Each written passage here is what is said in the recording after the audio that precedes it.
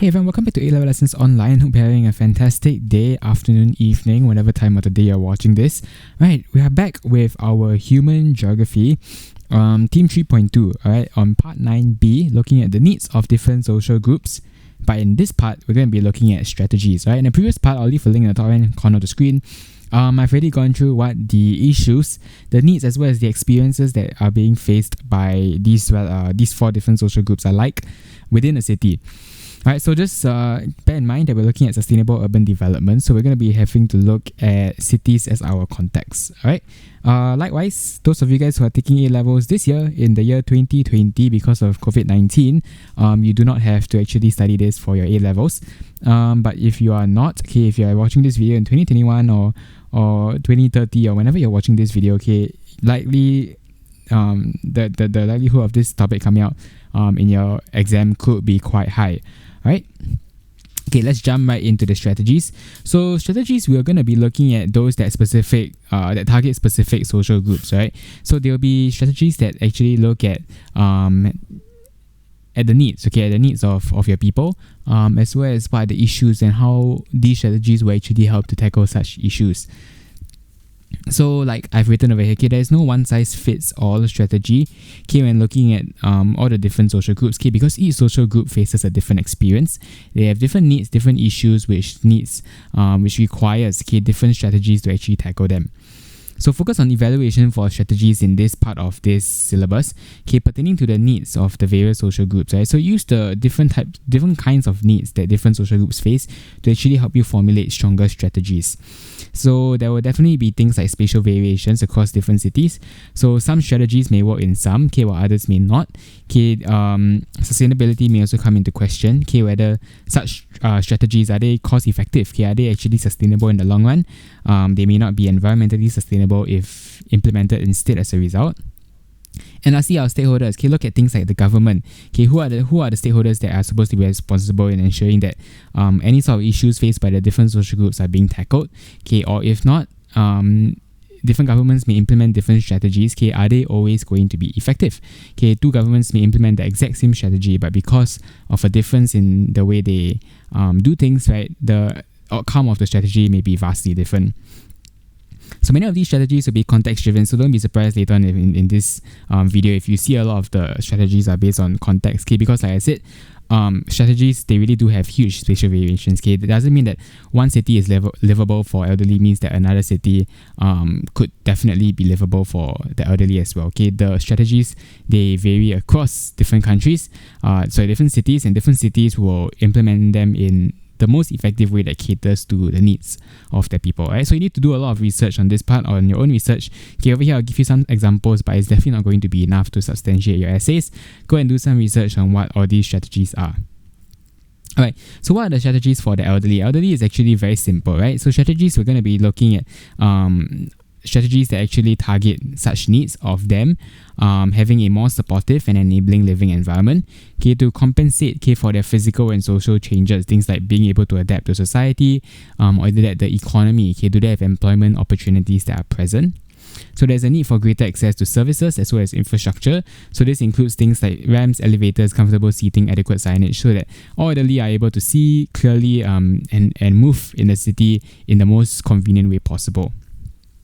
So for instance, okay, improving accessibility and mobility can be one strategy.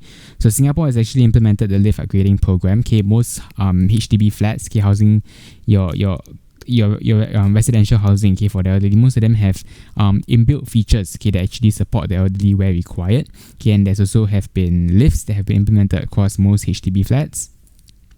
Transport measures also come into play. So for instance, in London, they implement this thing called the Oyster 60 Plus, which is basically a concession card, okay, for the elderly, to allow them to transfer from one place to another, okay, use the public transport at a much cheaper price, okay, so it's at a concession fee. Okay, on the other hand, Singapore has also implemented countdown technology at traffic lights, whereby the elderly can actually scan their IC to reduce waiting time to cross roads. Okay, you can find this at thousands, okay, hundreds of thousands of traffic lights. They have a part, especially in those areas with more elderly, to actually allow them to scan their card so that they don't have to just stand there and wait forever for the traffic light to change colour. So these are the things that will help the elderly a lot. Okay, when we're looking at economic measures on the other hand, okay, you've got the things like tripartite system. Okay, essentially this allows for more employment opportunities by the elderly. It basically is a scheme, okay, introduced by the government to ensure that your older workers are also being cared for. Okay, they are in this system, this tripartite system, okay, whereby their needs are being taken care of as well while having a job. Okay, Skills Future also has been implemented. So Skills Future basically allows these elders to actually upgrade their skills. Okay, they are given Skills Future credits, right? And this allows them to remain employable as well as relevant in today's changing workforce. So some of the issues, okay, with these strategies is that in many of the less developed cities, so like I said, spatial variations, okay, there is still a lack of pension, social protection, okay, and they have no access to basic health services, okay, especially for a lot of them which require at their old age, okay, they do not actually have good facilities, okay, due to the lack of technology, okay, due to the lack of I guess investments, came off investments by the government, okay, that has not been made, okay, as a result, these elderly may not actually have their needs in terms of their health being tackled. Okay, so for example, in Chennai, okay, which is a city in India, okay, 85% of them still face age discrimination. Alright, so this is a huge issue. Basically, what age discrimination is it essentially basically like jobs, okay, they just don't have access to jobs, okay, they don't have access to a lot of facilities, okay, people still discriminate against elder workers, which is definitely not a good thing in society. Right, then you look at strategies for the youth. Okay, strategies for youth is something that you can craft on your own as well. Okay, it's very straightforward because you have been through it. Okay, so increasingly youth, they require mental and emotional support like I've gone through in a previous video. Okay, go check it out if you're still unsure on this part. Okay, yet they also require a shift towards becoming a more accepting society, bearing in mind their future needs. Alright, so there is a few strategies that can be used. Okay, for instance, improving mental health conditions.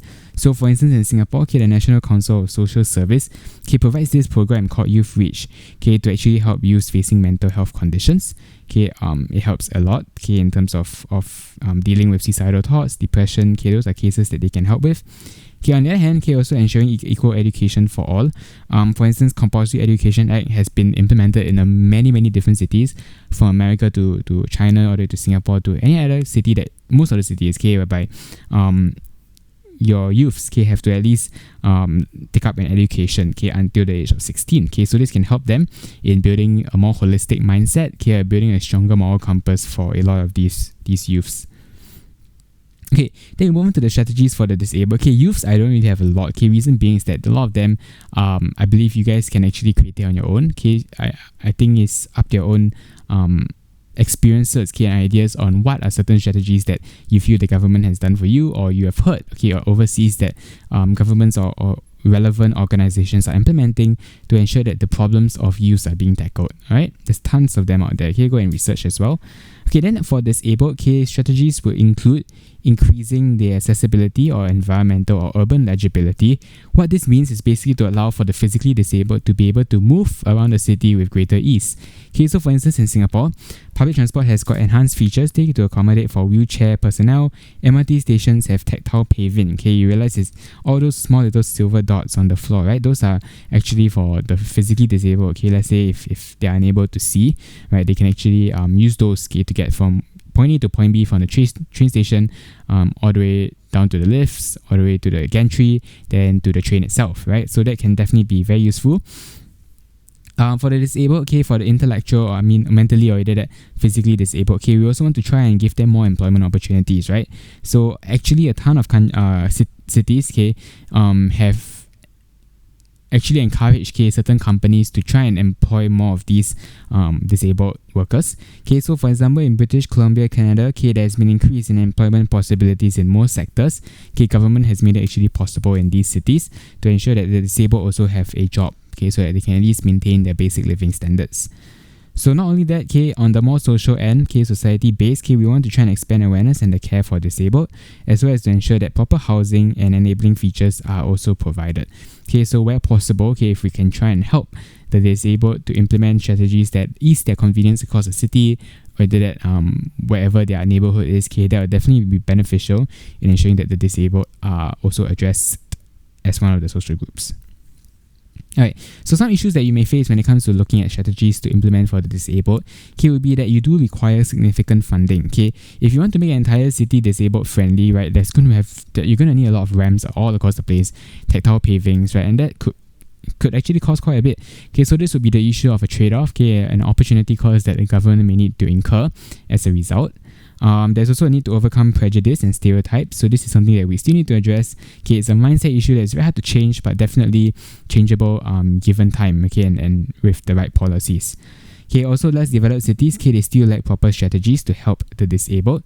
So for example, in Delhi, the public transport still lacks ramps, which is definitely an issue. You'll find a lot of these less developed cities, due to poor governance or poor management in the city, right? A lot of them are actually unable to tackle the needs of the various social groups, right? So that's one of the huge key spatial variations that we want to be looking out for.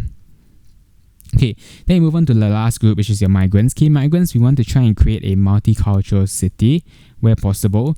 Where people are accepting of migrants and care for them. You see a migrant, you don't just walk away, right? You try and help them. You give them your seat or something along the lines of those kind of positive changed like societies.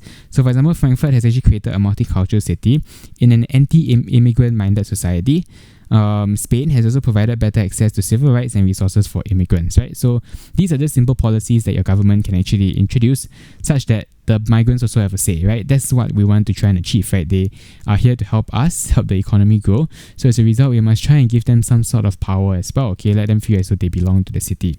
So ensure that proper living standards are met for migrant workers, especially. It is a basic necessity, right? We cannot just possibly let them just live along the roads, right? We should try and give them proper housing, the relevant facilities that are required as well.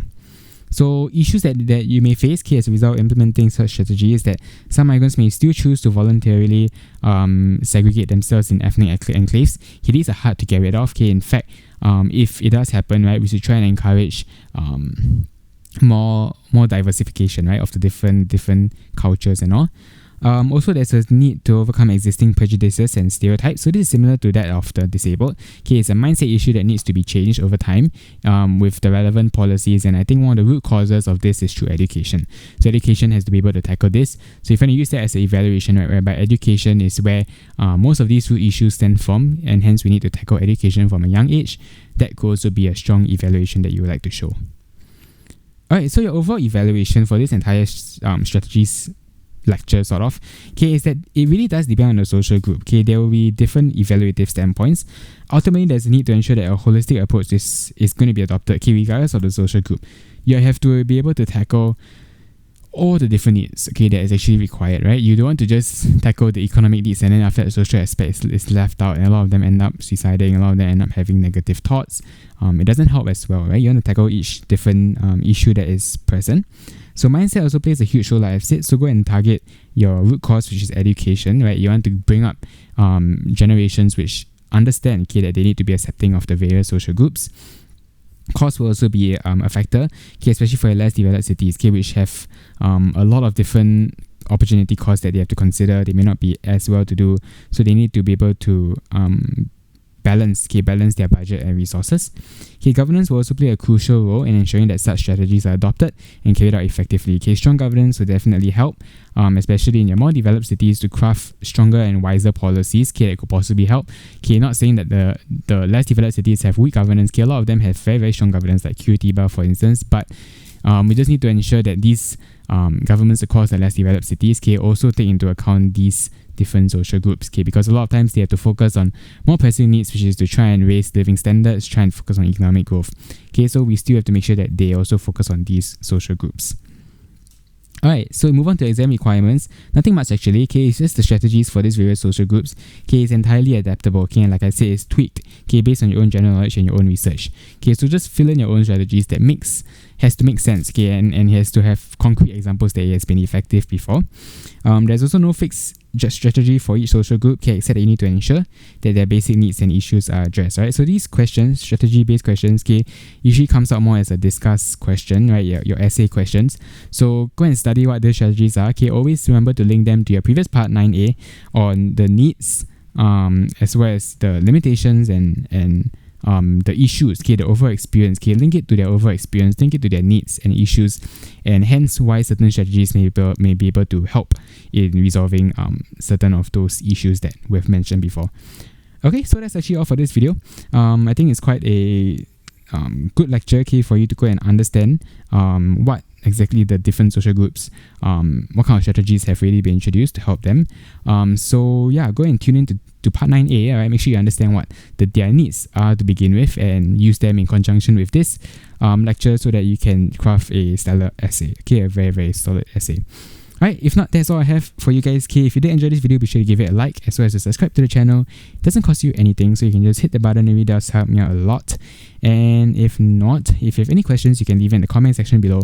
I will answer them, and I will see you guys in the next one. Bye bye.